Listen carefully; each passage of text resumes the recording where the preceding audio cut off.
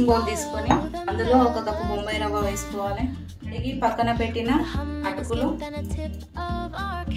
పచ్చి కొబ్బరి తురుము, 1 కప్పు పెరుగు, అలాగే కొద్దిగా వాటర్ పోసి బాగా కలుపుకొని ఒక 15 నిమిషాల కోసం పక్కన పెట్టుకుందాం.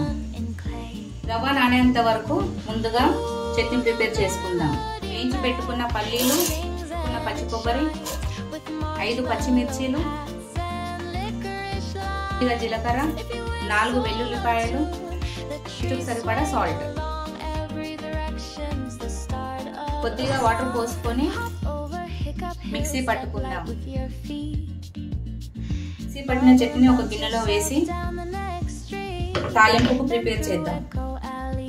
కొద్దిగా ఆయిల్ పోసి ఆవాలు, జీలకర్ర, మినపప్పు, కరివేపాకు వేసి కలపాలి.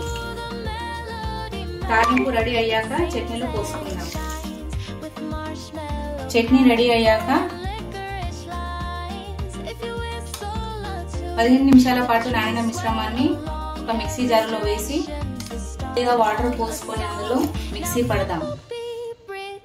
మిక్సీ పట్టుకున్న మిశ్రమాన్ని ఒక గిన్నెలోకి వేసి కొద్దిగా సాల్ట్, కొద్దిగా వంట సోడా వేసుకొని బాగా కలుపుకోవాలి. ముందుగా గ్యాస్ ఆన్ చేసి ఒక ప్యాన్ పెట్టుకోవాలి. ప్యాన్ హీట్ అయ్యాక దోసలు వేసుకోవాలి. సైడ్ లోకి కొంచెం ఆయిల్ ఇలా పోస్తూ ఆయిల్ పోసి 2 సైడ్ కాల్చుకుందాం.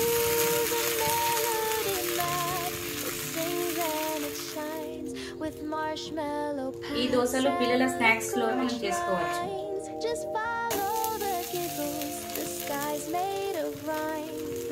ఈ వీడియోల కోసం నా ఛానల్ ని లైక్ చేయండి, షేర్ చేయండి, సబ్స్క్రైబ్ చేసుకోండి.